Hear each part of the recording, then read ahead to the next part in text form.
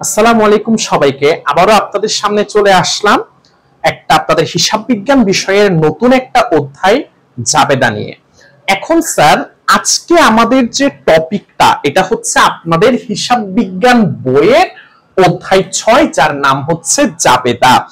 এখন আপনি হয়তো নবম বা দশম শ্রেণীতে আছেন, কিন্তু এই যে নবম দশম শ্রেণী থেকে শুরু করে একদম মাস্টার্স পর্যন্ত হিসাব বিজ্ঞানের অন্যতম বেসিক, একদম অন্যতম ভিত্তি, একটা বিল্ডিং যেমন, একটা ভবন যেমন পিলারের উপর দাঁড়াই থাকে না, আপনারও ঠিক হিসাব বিজ্ঞানটা দাঁড়াই থাকবে হচ্ছে জাবেদার উপর। আপনার যদি জাবেদা নিয়ে বিন্দু পরিমাণ যদি জাবেদা নিয়ে আপনার ল্যাকিংস থাকে, কোনো অভাব থাকে, কোনো ঘাটতি থাকে, তাহলে কিন্তু আপনি অ্যাকাউন্টিং এ খুব বেশি ভালো একটা নাম্বার আসলে স্যার আনতে পারবেন না কখনোই। তাহলে স্যার আর কথা না বাড়িয়ে শুরু করা যাক, দেখা যাক। আজকে আমাদের টপিকটা হচ্ছে জাবেদা। জাবেদা জিনিসটা আসলে কি খেয়াল করেন। সকল আর্থিক লেনদেন সমূহকে লিপিবদ্ধ করাকেই হচ্ছে আমরা কি বলে থাকি, জাবেদা বলে থাকি। অর্থাৎ আমরা যখন একটা ব্যবসা প্রতিষ্ঠান চালাবো, সেই ব্যবসা প্রতিষ্ঠানে অর্থ সংক্রান্ত বা টাকা সংক্রান্ত বা আর্থিক অনেকগুলা কি হবে, লেনদেন হবে। কোনোটার কারণে আমার ব্যবসা প্রতিষ্ঠানের টাকা বাড়বে, আবার কোনোটার কারণে আমার ব্যবসা প্রতিষ্ঠানের টাকা কমবে। তো স্যার যে লেনদেনগুলোর কারণে কিংবা যে ঘটনাবলীর কারণে আমার ব্যবসা প্রতিষ্ঠানের টাকা বাড়বে কিংবা আমার ব্যবসা প্রতিষ্ঠানের টাকা কমে যাবে, মোট কথা আমার পকেটের অবস্থাতে যে ঘটনার কারণে পরিবর্তন ঘটবে, সেই ঘটনাগুলোকে আমি যখন লিপিবদ্ধ বা লিখে রাখবো তখন সেটাকেই হচ্ছে আমরা কি বলি, জাবেদা বলি। এখন স্যার খেয়াল করেন, হিসাবের প্রাথমিক বই হিসেবে আখ্যায়িত করা হয় কাকে, জাবেদাকে। কারণ আমি আপনাকে একদম ক্লিয়ার কাট বলে দিই, জাবেদা থেকে খতিয়ান তৈরি হয়, সেই খতিয়ান থেকেই নগদান বই তৈরি হয়, আবার সেই নগদান বইয়ের কাছ থেকে রেওয়া মিলে পৌঁছায়। অর্থাৎ মেইনলি মূল যে জিনিসটা সেটা হচ্ছে জাবেদা। আমাদের প্রত্যেকটা জিনিস নির্ভর করে হচ্ছে জাবেদার উপর অ্যাকাউন্টিং এ। তাহলে স্যার এবার একটু জাবেদা সম্পর্কে বিস্তারিত জানা যাক। আমরা মোটামুটি একটা বেসিক কনসেপ্ট পাইছি যে আর্থিক লেনদেন গুলা ঘটবে, যে ঘটনাগুলোর সাথে টাকার একটা সম্পর্ক থাকবে, তাদেরকে লিপিবদ্ধ করার নামই হচ্ছে কি স্যার, জাবেদা। এখন স্যার দেখেন, জাবেদা প্রথমে দুই ভাগে ভাগ হইল। জাবেদা জিনিসটা, অ্যাকাউন্টিং এর জাবেদা জিনিসটা প্রথমে স্যার কয় ভাগে ভাগ হইল, দুই ভাগে। একটা হচ্ছে বিশেষ জাবেদা এবং অন্যটা হচ্ছে প্রকৃত জাবেদা। একটা হচ্ছে স্যার কি বিশেষ জাবেদা এবং অন্যটা হচ্ছে প্রকৃত জাবেদা। স্যার বিশেষ জাবেদা কারা? বিশেষ জাবেদা হচ্ছে আপনার ক্রয় জাবেদা, বিক্রয় জাবেদা, ক্রয় ফেরত জাবেদা, বিক্রয় ফেরত জাবেদা, নগদ প্রাপ্তি জাবেদা, নগদ প্রদান জাবেদা। স্যার এরা কারা, এদের কাজগুলো আসলে কি? দেখেন স্যার শুনেন, আপনি যখন একটা ব্যবসা প্রতিষ্ঠান চালাবেন, সবসময় আপনার হাতে নগদ টাকা নাও থাকতে পারে, সবসময় আপনার হাতে নগদ টাকা নাও থাকতে পারে। আপনার কাছে যদি নগদ টাকা না থাকে তখন আপনি কি করবেন, তখন আপনি কারো কাছ থেকে ধারে কিনবেন। তখন আপনি পণ্য কারো কাছ থেকে কিসে কিনবেন স্যার, ধারে কিনবেন। তাকে বলবেন যে ভাই আমার হাতে তো এখন টাকা নাই, আমি আপনাকে টাকাটা পরে পরিশোধ করব। আপনার হাতে নগদ টাকা না থাকলে যখন আপনি কারো কাছ থেকে ধারে পণ্য ক্রয় করবেন, ধারে পণ্য ক্রয় করার গুলা লিপিবদ্ধ করার জন্য যে আসে তার নামই হচ্ছে কি, ক্রয় জাবেদা। তাহলে আমরা বলতে পারি ক্রয় জাবেদায় স্যার কাদেরকে লিপিবদ্ধ করা হয়, ধারে পণ্য ক্রয়ের যতগুলা লেনদেন আছে, যতগুলা লেনদেন আপনি দেখবেন, যতগুলা লেনদেন ধারা ধারে পণ্য ক্রয় বুঝায়, যতগুলো লেনদেনে আপনি ধারে পণ্য ক্রয় দেখবেন, তাদের সবাইকে কোথায় নিয়ে আসবেন? ক্রয় জাবেদায়। স্যার এখানে আপনাকে বলে রাখি, নগদে ক্রয় করলে সেটা কিন্তু ক্রয় জাবেদায় আসে না। ক্রয় জাবেদায় আসে কোনগুলা? ধারে পণ্য ক্রয়গুলা। কেন স্যার, কেন নগদে পণ্য ক্রয় ক্রয় জাবেদায় আসে না? দেখেন, আমি আপনার দোকানে গেলাম, আপনার কাছ থেকে আমি কিছু একটা কিনলাম, আপনাকে নগদ টাকা দিয়ে দিলাম। এবার আপনি আমাকে একটা প্রশ্নের জবাব দেন, আপনার দোকান থেকে পণ্যটা কিনে নেওয়ার পরে না আপনি আমাকে চিনবেন, না আমি আপনাকে চিনবো, এরপরে আপনার আমার কোনো সম্পর্ক আর থাকবে না। কিন্তু যদি আমি আপনার কাছ থেকে পণ্যটা ধারে কিনতাম, নগদে না কিনে ধারে কিনতাম, তখন কিন্তু আমার আপনাকে চেনা লাগতো, আপনার আমাকে চেনা লাগতো। তখন না চিনে কিন্তু কোনো উপায় নাই। তো স্যার এই কারণেই হচ্ছে ধারে যতগুলো পণ্য আমরা কিনি সবগুলোর একটা হিসাব রাখার জন্য আমরা বানাইলাম হচ্ছে কি ক্রয় জাবেদা। তাহলে আমরা আবার একবার শেষ কথা বলে দিই, নগদে পণ্য ক্রয় ক্রয় জাবেদাতে আসবে না। ক্রয় জাবেদায় আসবে কোনগুলা? ধারে পণ্য ক্রয়গুলা। তো স্যার ক্রয় জাবেদার পরবর্তীতে আছে হচ্ছে কে? বিক্রয় জাবেদা। যদি স্যার ক্রয় জাবেদাতে ধারে পণ্য ক্রয় আসে, তাহলে বিক্রয় জাবেদাতে কি আসবে? বিক্রয় জাবেদাতে আসবে যে স্যার ধারে পণ্য বিক্রয়। তাহলে স্যার কথাটা বুঝবেন, ক্রয় জাবেদাতে আসছিল ধারে পণ্য ক্রয়, সেই হিসাবে বিক্রয় জাবেদায় আসবে ধারে পণ্য বিক্রয়। এখন স্যার এখানে যে বিষয়টা একটু খেয়াল করবেন আপনারা, সেটা হচ্ছে, আবার বলি, ধারে পণ্য বিক্রয় কেন আসবে, নগদে পণ্য বিক্রয় কেন আসবে না? স্যার একটা কথা একটু খেয়াল করি, আবার সেম কথাই বলবো আমি। আমার কাছে কোনো কাস্টমার আসলো, আমার দোকানে কোনো কাস্টমার আসলো, সে আমাকে নগদ টাকা দিল, জিনিস নিয়ে গেল, তার মানে আমি তার কাছে নগদ টাকার বিনিময়ে পণ্য বিক্রি করলাম। তো তাকে চিনে আমার আর কোনো লাভ আছে? লাভ নাই। কিন্তু আমি যদি তার কাছে পণ্যটা ধারে বিক্রি করতাম, তাহলে কিন্তু তার নাম কি, তার বাসা কোথায়, সে কি করে, এই সমস্ত কিছু কিন্তু স্যার আমি কি করতাম? ডেটা আমার কাছে রাখতাম। সেই কারণে স্যার বারবার কাদের ব্যাপারে হিসাব রাখতে হয়? যে লেনদেনগুলো কিসে হয় স্যার? ধারে হয়। এই যে ধারে যে লেনদেনগুলো হয়, এইগুলাকেই হচ্ছে ক্রয় জাবেদা। ধারে পণ্য ক্রয় হইলে ক্রয় জাবেদা, ধারে পণ্য বিক্রয় হইলে বিক্রয় জাবেদা। তাহলে স্যার আপনি যে শুরুতে বলছিলেন যে সকল আর্থিক লেনদেনগুলোকে জাবেদায় আনতে হয়, তাইলে স্যার নগদে পণ্য ক্রয়, নগদে পণ্য বিক্রয়, এরা কি স্যার আর্থিক লেনদেন না? এদের কারণে কি আমাদের পকেটের টাকার পরিবর্তন হয় না? হয় স্যার, এদের কারণে আমাদের পকেটের টাকার পরিবর্তন হয়। এই কারণে এদেরকে আনা হয় সাধারণ জাবেদায়। নগদে পণ্য ক্রয়, নগদে পণ্য বিক্রয়, এদেরকে আনা হয় স্যার কোন ধরনের জাবেদায়? সাধারণ জাবেদায়। তো এবার স্যার যেখানে ছিলাম, ক্রয় জাবেদাতে শুধুমাত্র কারা আসে? ধারে পণ্য ক্রয়েরা আসে। বিক্রয় জাবেদাতে শুধুমাত্র কারা আসে? ধারে পণ্য বিক্রয়েরা আসে। স্যার আশা করি এই দুটা জিনিস আপনাদের কাছে ক্লিয়ার হয়েছে। এবার স্যার খেয়াল করবেন, 3 নম্বরে আছে হচ্ছে কে? ক্রয় ফেরত জাবেদা। ক্রয় ফেরত জাবেদা মানে হচ্ছে আমি কারো কাছ থেকে ক্রয় করার পরে তাকে যখন ফেরত দিব, সেটা যে জাবেদাতে স্যার আমি লিপিবদ্ধ করব, তাকেই হচ্ছে আমি ক্রয় ফেরত জাবেদা বলবো।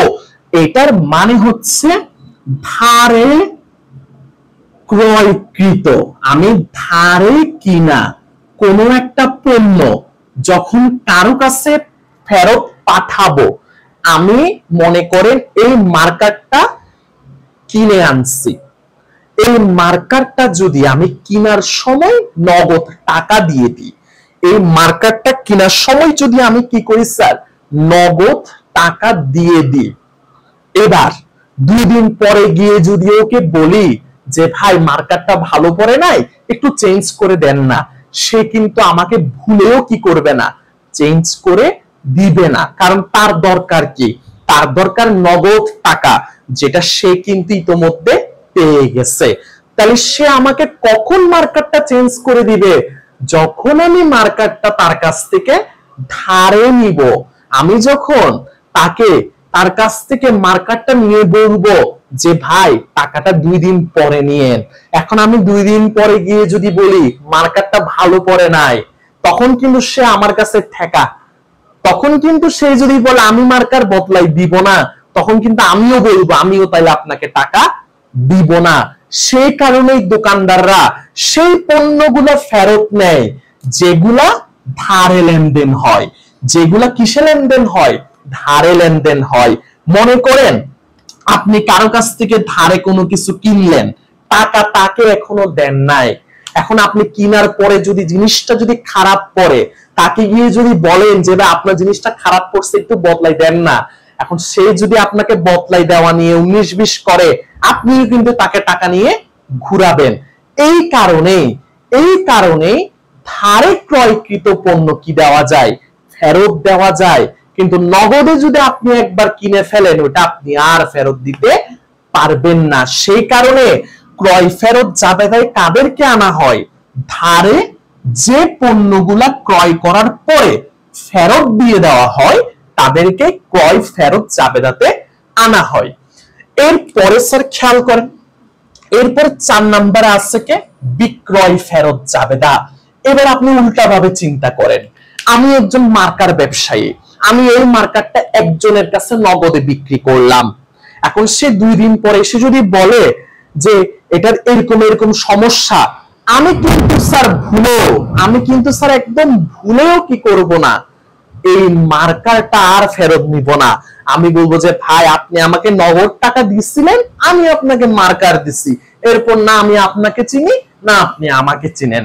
কিন্তু যদি আমি এই মার্কার বিক্রিটা কিসে করতাম, ধারে করতাম, যদি আমি এই মার্কার বিক্রিটা ধারে করতাম এবং ধারে বিক্রি করার পরে এই মার্কারটা যখন খারাপ পড়তো, যখন যার কাছে বিক্রি করছি সে যখন আমাকে এসে এটা ফেরত দিতে চাইতো, তখন কিন্তু 1000 বার আমি ফেরত নিতে রাজি থাকবো। কেন, আমার টাকা তো তখন ওর কাছে আটকা। আমি যদি ওর কাছ থেকে ফেরত না নিই, তাহলে কিন্তু স্যার সেও কি করবে, আমার সাথে টাকা নিয়ে গন্ডগোল পাকাবে। এবার এরপরে 5 নম্বরে যে জাবেদা, সেটা হচ্ছে নগদ প্রাপ্তি জাবেদা। নগদ টাকা, নগদ প্রাপ্তি মানে হচ্ছে নগদ টাকা পাইলেই আপনি নগদে যত টাকাই পান, চুরি করে পান, চামারি করে পান, ডাকাতি করে পান, ব্যাংক লুট করে পান, আপনি নগদ টাকা পাইলেই যেই জাবেদাতে দেখাবেন তার নাম নগদ প্রাপ্তি জাবেদা। আর নগদ প্রদান মানে কি, নগদ প্রদান মানে আপনার কাছ থেকে নগদ চলে যাবে। নগদ চলে যাবে, তাইলে স্যার নগদ চলে গেলে ছিনতাইকারী নিয়ে যাক, আগুনে পুড়ে যাক, মোট কথা নগদ টাকা চলে গেলেই আমি যে জাবেদায় দেখাবো তার নাম হচ্ছে স্যার আমার নগদ প্রদান জাবেদা। এইবার স্যার আমি চলে যাব অন্যরকম জাবেদা, অর্থাৎ জাবেদা তো শুরুতেই বলছিলাম 2 প্রকার, একটা বিশেষ জাবেদা আর একটা প্রকৃত জাবেদা। এবার স্যার চলে যাব আমাদের প্রকৃত জাবেদায়। এবার তাহলে স্যার চলে আসলাম আমাদের প্রকৃত জাবেদায়। তো দেখা যাক প্রকৃত জাবেদায় সর্বপ্রথম আছে হচ্ছে কে, সংশোধনী জাবেদা। সংশোধন মানে হচ্ছে কোনো একটা ভুলকে ঠিক করা। শুনেন, আপনি আসলে মানুষ তো মাত্রই ভুল, মানুষ ভুল কাজ করবে, এটাই স্বাভাবিক। সেই হিসেবে হয়তো কোনো একটা জাবেদা আপনি ভুল দিয়ে দিতে পারেন, কোনো একটা জাবেদা আপনি কি করতে পারেন, ভুল দিলেও দিয়ে দিতে পারেন। সেই ভুল জাবেদাটাকে আপনি যখন আবার ঠিক করতে চাইবেন, ওই ঠিক করতেও কিন্তু আবার কি দিতে হবে, জাবেদা দিতে হবে। মনে রাখবেন, জাবেদার ভুলের সংশোধন হয় জাবেদা দিয়ে, জাবেদার ভুলকে ঠিক করা হয় জাবেদা দিয়ে। তো যখন আপনি একটা জাবেদা ভুল করে ফেলবেন, সেই জাবেদাটাকে ঠিক করার জন্য আপনি যেই জাবেদাটা আবার দিবেন তাকেই হচ্ছে কি বলে, সংশোধনী জাবেদা বলে। এরপর 2 নম্বরে দেখা যাচ্ছে হচ্ছে যে সমন্বয় জাবেদাকে। সমন্বয় জাবেদা কি? ধরেন আমরা জানি যে 1 বছরে হচ্ছে 12 মাস। এখন আপনি আপনার বাসার জমিদারকে ভাড়া দিয়ে রাখছেন হচ্ছে 15 মাসের। 1 বছরে কয় মাস? 12 মাস। আমরা অঙ্ক করি কয় মাসের জন্য? 12 মাসের জন্য। কিন্তু আপনি আপনার বাসার জমিদারকে ভাড়া দিয়ে রাখছেন 15 মাসের, তাহলে এক্সট্রা দিয়ে রাখছেন কয় মাস? 3 মাস। এই জিনিসটা বের করাই হচ্ছে সমন্বয় জাবেদার কাজ। তারপরে এটা আপনারা জানেন কিনা আমি জানি না, আপনাদেরকে জানাই রাখাটা আমার দায়িত্ব। সেটা হচ্ছে বছরের লাস্টে, প্রত্যেক বছরের লাস্টে অর্থাৎ 31শে ডিসেম্বর, আবার বলতেছি খেয়াল করবেন, প্রত্যেক বছরের লাস্টে অর্থাৎ 31শে ডিসেম্বর সব হিসাব বন্ধ করে দেওয়া হয়। সব হিসাব বন্ধ করে দেওয়া হয়। সেই বন্ধটাও করে দেওয়া হয় কিসের মাধ্যমে? জাবেদার মাধ্যমে। তাহলে আমরা বলতে পারি যে জাবেদার মাধ্যমে বছরের শেষে সকল হিসাব নিকাশ বন্ধ করা হয় তাকেই হচ্ছে কি বলে? সমাপনী জাবেদা বলে। শুধু বন্ধ করলে তো আর হবে না। 31শে ডিসেম্বর আপনি হিসাব ক্লোজ করলেন, প্রতিষ্ঠান তো আর আপনি ক্লোজ করলেন না, তাহলে পরের বছর হিসাব আবার ওপেন করতে হবে না জানুয়ারির 1 তারিখে? সেই তখন হিসাব ওপেন করার জন্য যে জাবেদা, হিসাব আবার শুরু করার জন্য খোলার জন্য যে জাবেদা, তাকে বলা হয় প্রারম্ভিক জাবেদা। এবং এর বাইরেও আছে কিছু অন্যান্য জাবেদা যা আমাদের এখন লাগবে না, আমাদের ইন্টারে বা এইচএসসি তে হয়তো সেগুলা লাগতে পারে। আশা করি স্যার জাবেদার প্রকারভেদগুলো সম্পর্কে এবং কোন জাবেদার কাজ কি সেটা সম্পর্কে আপনারা জানতে পারছেন। স্যার আজকের ভিডিওটা যেহেতু বেসিক নিয়ে তাই একটু লং হইতেই পারে, তাই স্যার একটু আপনাদেরকে অনুরোধ করব একটু ধৈর্য সহকারে বসে খাতা কলম নিয়ে বসে নোট করে করে এই জাবেদার অধ্যায়টা করবেন। কেননা বিশ্বাস করেন যে স্টুডেন্ট জাবেদা বুঝে, জাবেদা করে, জাবেদা পারে, তার জন্য পুরো হিসাব বিজ্ঞান পানির মতো সহজ। আর যে জাবেদা বুঝে না তার কাছে হিসাব বিজ্ঞানের চেয়ে কঠিন কোনো কিছু নাই। তাহলে স্যার এবার আমরা চলে যাচ্ছি আমাদের পরবর্তী টপিকে। তো স্যার এবার খুবই গুরুত্বপূর্ণ এবং মজার একটা বিষয় একটু আপনাদের সাথে শেয়ার করি। সেটা হচ্ছে যখন ছোটবেলায় আমার সামনে কেউ অ্যাকাউন্টিং করত, তখন তাদের মুখ থেকে, মানে সিনিয়র যারা ছিলেন আর কি, তাদের মুখ থেকে সর্বোচ্চবার যে দুটো ওয়ার্ড আমি শুনছি সেটা হচ্ছে ডেবিট এবং ক্রেডিট। তো সায়েন্সের অনেক স্টুডেন্টও কিন্তু না জেনে বলে যে আরে তোদের অ্যাকাউন্টিং আর কি, তোদের অ্যাকাউন্টিং মানেই তো ডেবিট আর ক্রেডিট। আসলেই ঠিক, কথাটা মজার ছলে বললেও আসলে এটাই বাস্তবতা যে আমাদের অ্যাকাউন্টিংটা দাঁড়ায় আছে কার কার উপর বলেন তো দেখি স্যার? আমাদের অ্যাকাউন্টিংটা দাঁড়ায় আছে ডেবিট এবং ক্রেডিটের উপর। আমাদের অ্যাকাউন্টিংটা দাঁড়ায় আছে ডেবিট এবং ক্রেডিটের উপর। এখন স্যার আমাদের অ্যাকাউন্টিংটা কিভাবে ডেবিট এবং ক্রেডিটের উপর দাঁড়ায় আছে এটাই হচ্ছে স্যার প্রশ্ন, ঠিক না? দেখেন স্যার, আপনাকে এখন থেকে যা যা বলবো মাথার মধ্যে একদম ভালো মতো গেঁথে নেবেন স্যার। এই বেসিক গুলো মিস হবে আর কিছু পারবেন না। মাথায় ভালোভাবে ফোকাস দিয়ে গেঁথে নেন। কি কি বলতেছি? আপনি হিসাব বিজ্ঞানে অনেকগুলা কি পাবেন? লেনদেন পাবেন।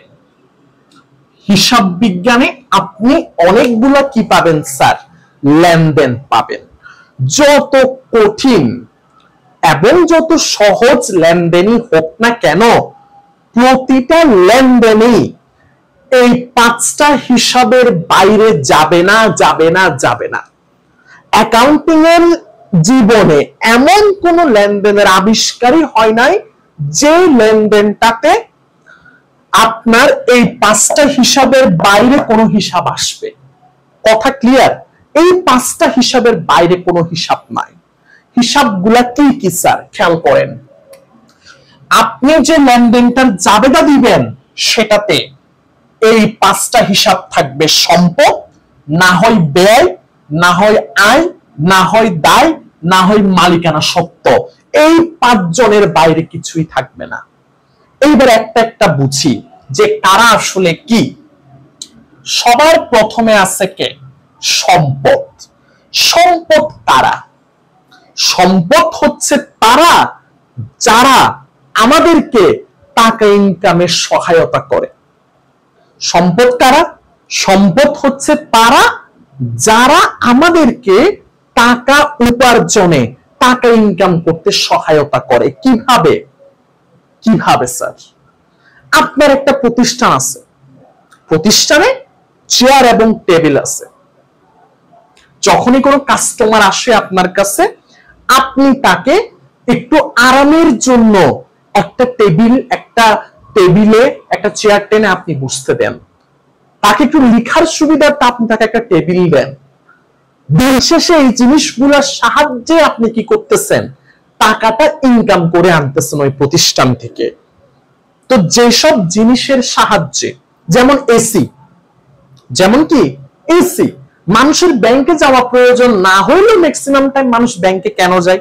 একটু যেন এসির বাতাসটা খাইতে পারি। এই যে কাস্টমারকে টানতেছে, কিসে টানতেছে? ব্যাংকের দিকে, এসি। তার মানে এটা আমাকে টাকা ইনকাম করতে সহায়তা করতেছে। এসিও আমার জন্য সম্পদ। আমার প্রতিষ্ঠানের মালামাল আমি মানুষের কাছে ডেলিভারি দিব। ডেলিভারির জন্য কি লাগবে? একটা গাড়ি লাগবে, সেই গাড়িটা আমাকে টাকা এনে দিবে, সেই গাড়িটাও আমার জন্য সম্পদ। তাহলে স্যার, সম্পদ বলতে আমরা তাদেরকে বুঝি যারা আমাদেরকে টাকা ইনকাম করতে সাহায্য করে, কিংবা যারা নিজেরাই হচ্ছে টাকা, তারাই হচ্ছে আমাদের জন্য সম্পদ। যেমন কারা কারা সম্পদ, মাথায় একদম সেট করে ফেলেন। নগদ, নগদ ক্যাশ টাকা সম্পদ। ব্যাংকে যে টাকাটা জমা আছে সম্পদ। আসবাবপত্র, চেয়ার, টেবিল, ফার্নিচার, তারপরে হচ্ছে এসি, যত যাই হবে হোক সবই হচ্ছে আসবাবপত্র, সবই আমাদের জন্য সম্পদ। তারপরে অফিস সরঞ্জাম, একটা অফিস চালাইতে যত যা লাগে এগুলাও আমাদের জন্য কি? সম্পদ। তারপরে যন্ত্রপাতি যা লাগে, computer, laptop, printer, photocopy machine, সব আমাদের জন্য সম্পদ। প্রাপ্য হিসাব মানে হচ্ছে আপনি রহিমের কাছ থেকে টাকা পাবেন, রহিমই আপনার প্রাপ্য হিসাব।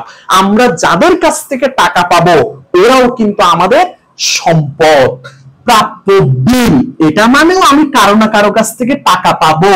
মনিহারি, এই যে আমি আপনাদেরকে পড়াচ্ছি, এই যে মার্কারটা ইউজ করতেছি, এই যে হোয়াইট বোর্ডটা ইউজ করতেছি, এগুলাই হচ্ছে আমার জন্য মনিহারি। তারপরে আমি যদি কোনো জায়গায় আমার টাকা বিনিয়োগ করি, সেটাও কিন্তু আমার জন্য একটা সম্পদ। মনে রাখবেন, এই যে যাদের নাম বললাম এরা সবাই হচ্ছে সম্পদ। এবং আপনার ব্যবসা প্রতিষ্ঠানে যদি সম্পদ জিনিসটা বাড়ে, তাইলে আপনি বলবেন কি? ডেবিট। আর কমে গেলে তাইলে আপনি বলবেন কি? ক্রেডিট। তাহলে আমরা এখান থেকে কি শিখলাম? আমরা শিখলাম যে নগদ টাকা বাড়লে ডেবিট, কমলে ক্রেডিট। ব্যাংক বাড়লে ডেবিট, কমলে ক্রেডিট।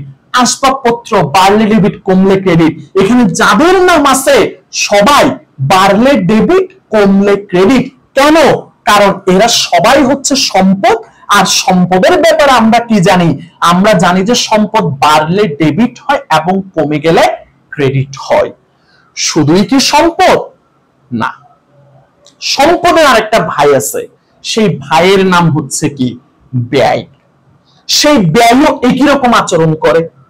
ব্যয়ও কার মতো আচরণ করে? সম্পদের মতো আচরণ করে।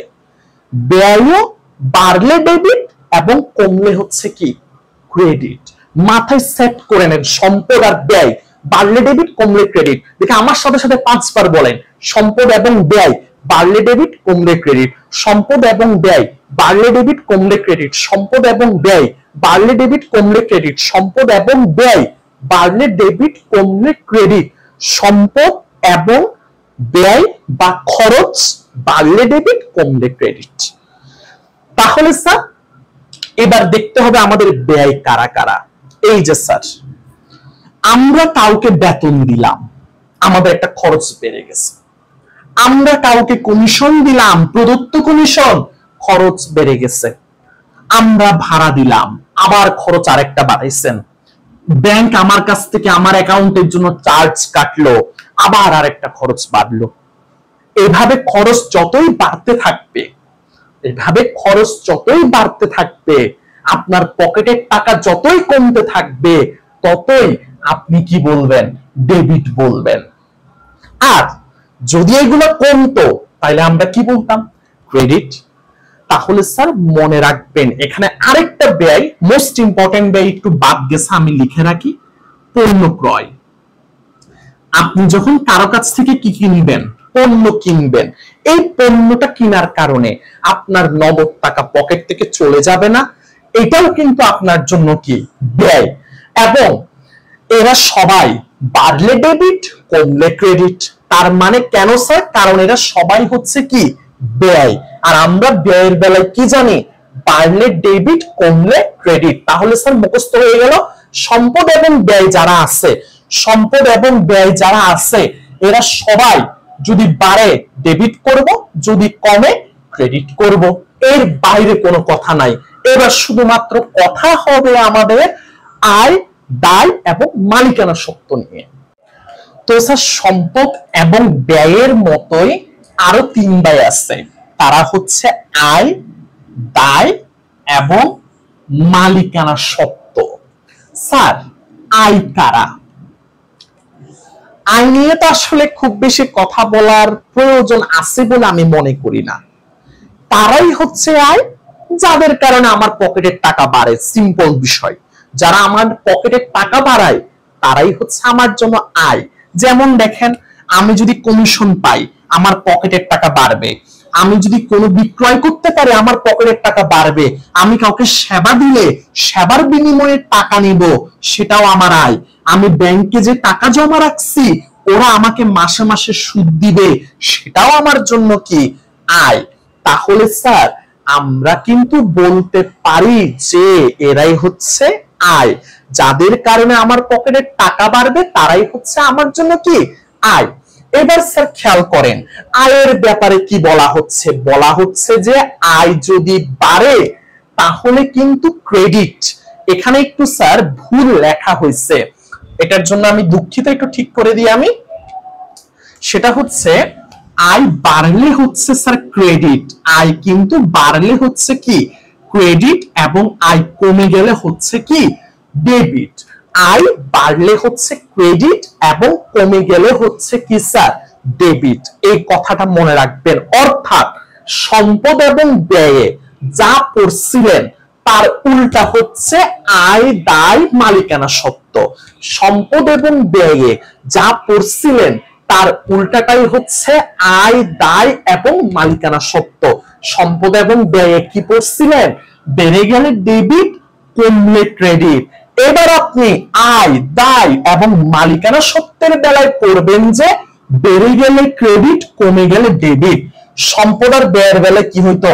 বাড়লে ডেবিট, আর এদের বেলায় বাড়লে কি হবে? ক্রেডিট।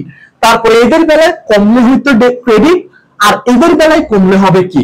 ডেবিট। এটা একদম মুখস্থ ছাড়া কোনো গতি নাই। এরপরে আয়ের পরে আসে কে? দায়।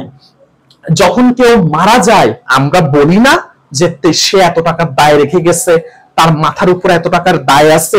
এটার তারা আসলে কি বোঝায় শুনেন। দায় হচ্ছে সেটা যেটা দিতে হবে বা পরিশোধ করতে হবে। আজকে না হোক, 5 বছর পরে হইলেও যে জিনিসটা, যে টাকাটা আপনাকে দিতে হবে বা পরিশোধ করতে হবে, সেটাই হচ্ছে দায়। যেমন কেউ আপনার কাছ থেকে টাকা পায়, কেউ আপনার কাছ থেকে ভাড়া পায়, কেউ আপনার কাছ থেকে বেতন পায়, এগুলা না দিয়ে আপনি মারা গেলেও আপনার বিচার হবে, সেগুলাই হচ্ছে দায়।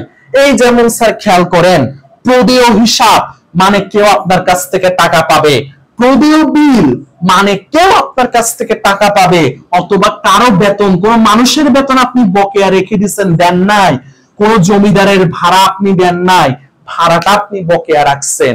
এরকম যদি আপনি করেন, এগুলো না দিয়ে আপনি পরকালেও মৃত্যুর পরেও আপনি পার পাবেন না। সেই কারণে এগুলো আপনার মাথার উপর হচ্ছে কি দায়। তারপরে আসতেছে মালিকানা সত্ত্ব। মালিকানা সত্ত্ব মানে মালিকের অধিকার, ব্যবসায়ের উপর মালিকের যে অধিকার, সেগুলাই হচ্ছে মালিকানা সত্ত্ব। তো এরকম মালিকানা সত্ত্ব আছে কারা কারা? মূলধন মানে যেটা নিয়ে ব্যবসা আরম্ভ করা হয় সেটাও মালিকানা সত্ত্বের অংশ। তারপরে আছে হচ্ছে কি স্যার উত্তোলন। উত্তোলনও হচ্ছে মালিকানা সত্ত্বের অংশ। তো এগুলো সম্পর্কে স্যার আরেকটু বিস্তারিত জানবো আমরা ইনশাআল্লাহ পরবর্তী ক্লাসে, যখন থেকে আমরা ম্যাথ পড়া আরম্ভ করব। আশা করি পুরো ক্লাসটা আপনারা নোট সহকারে একদম মাথায় ফোকাস দিয়ে বুঝে বুঝে করছেন। ইনশাআল্লাহ এগুলো আপনাকে অনেক অনেক উপকারে দিবে এবং ধারাবাহিকভাবে জাবেদার উপর যতগুলা ক্লাস আসতে থাকবে সবগুলো নিজে করবেন এবং অন্যজন যেন করতে পারে সেই সুযোগটাও তাদেরকে করে দিবেন, তাদেরকে জানাবেন আমাদের ব্যাপারে। ইনশাআল্লাহ দেখা হবে পরবর্তী ক্লাসে।